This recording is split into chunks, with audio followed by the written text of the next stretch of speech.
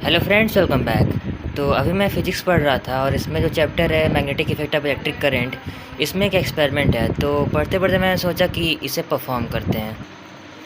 इस एक्टिविटी में बताया गया है कि अगर किसी करंट कैरिंग कंडक्टर को मैग्नेटिक फील्ड के अंदर रखा जाए तो उस पर एक फ़ोर्स लगता है और उस फोर्स की वजह से वो जो कंडक्टर है वो मूव करता है। तो मैंने सोचा इसे परफॉर्म करके देखते हैं। तो चलिए शुरू करते हैं।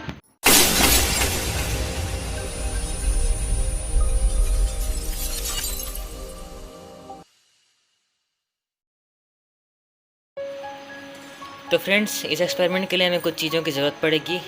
तो उसके लिए हमें चाहिए कुछ मैग्नेट्स और हमें चाहिए एक पावर सप्लाई। हम बैटरी का भी यूज़ कर सकते हैं या किसी मोबाइल चार्जर, हम जो चाहें उसका यूज़ कर सकते हैं। तो मैं यहाँ पे 5 वोल्ट मोबाइल चार्जर का यूज़ कर रहा हूँ। और इसके बाद हमें चाहिए एक कंडक्टर जो कि करंट को कैरी कर सके। तो उसके लिए हम यहाँ पर किसी हार्ड वायर का यूज़ कर सकते हैं। तो उसके लिए मैं इसका यूज़ कर रहा हूँ। तो चलिए अब सेटअप बनाते हैं।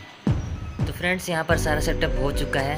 यहाँ पर है 5 वोल्ट का चार्जर जिसे मैंने बोर्ड से कनेक्ट कर दिया है। फिर इसके एंड में मैंने ये 2 ढीले वायर्स को कनेक्ट कर दिया है ताकि इसकी मूवमेंट अच्छे से हो। और यहाँ एंड में मैंने एक कंडक्टिंग वायर लगा दिया है जो कि यहाँ पर करंट कैरिंग कंडक्टर का काम करेगा। उसके पीछे मैंने ये मैग्नेट्स लगाए हैं। एक मैग्नेट यहाँ पर है और एक मैग्नेट इसके पीछे है। तो अब इस एक्सपेरिमेंट को स्टार्ट करते हैं।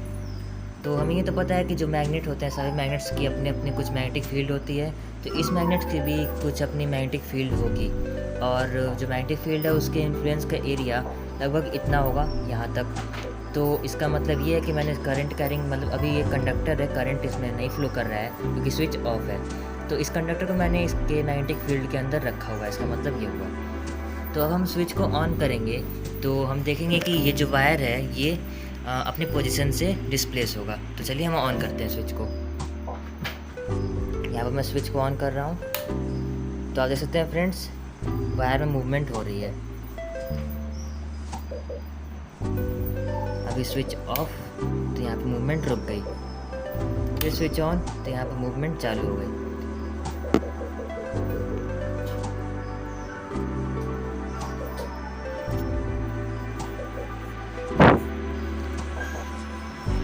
अब इसके सामने एक और मैग्नेट को रखते हैं, फिर देखते हैं क्या होता है। तो फ्रेंड्स, अभी थोड़ी सी मूवमेंट फास्ट हुई है क्योंकि 2 मैग्नेट्स की मैग्नेटिक फील्ड की वजह से जो टोटल मैग्नेटिक फील्ड है वो स्ट्रांग हो चुकी है।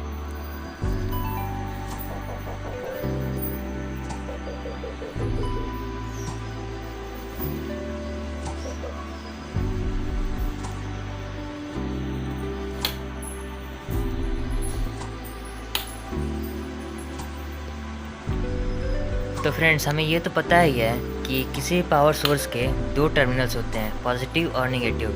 मेरे सेटअप में जो ब्लैक वायर है वो नेगेटिव टर्मिनल है और जो रेड वायर है ये पॉजिटिव टर्मिनल है। और हमें ये भी पता है कि जो इलेक्ट्रॉन, मतलब फ्री इलेक्ट्रॉन मूव करते हैं वो नेगेटिव टर्मिनल से पॉजिटिव टर्मिनल की ओर मूव करते हैं। मतलब यहाँ पर इस टाइम करंट फ्लोइंग की डायरेक्शन इस तरफ है, कुछ इस तरह से। और यहाँ पर ये जो वायर है ये बाहर की ओर, मतलब इस साइड में ऑक्सीलेट हो रहा है। तो इसका मतलब ये है कि जो इस पर फोर्स लग रहा है वो इस डायरेक्शन में। तो करंट है इस डायरेक्शन में, जो फोर्स है वो इस डायरेक्शन में। तो हमें करंट की डायरेक्शन पता है, फोर्स की डायरेक्शन पता है।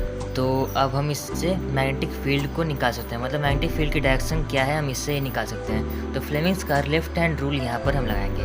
तो लेफ्ट हैंड रूल हमें ये कहता है कि हम अपने ये 3 फिंगर्स, मिडिल फिंगर, 4 फिंगर और थंब को स्ट्रेच करें कुछ इस तरह से कि ये आपस में परपेंडिकुलर हो।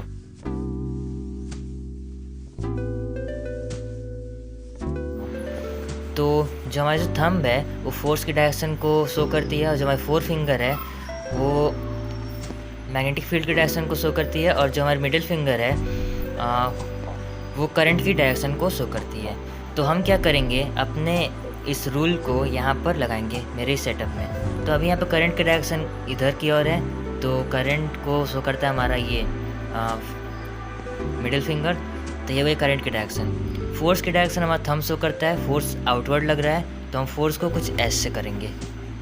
तो अभी आप देख सकते हैं जो ये मेरी 4 फिंगर है ये ऊपर की ओर पॉइंट आउट कर रही है। मतलब कि मतलब कि इसके मैग्नेटिक फील्ड का डायरेक्शन ऊपर की ओर है। अब मैं आपको इसके बारे में बताता हूँ।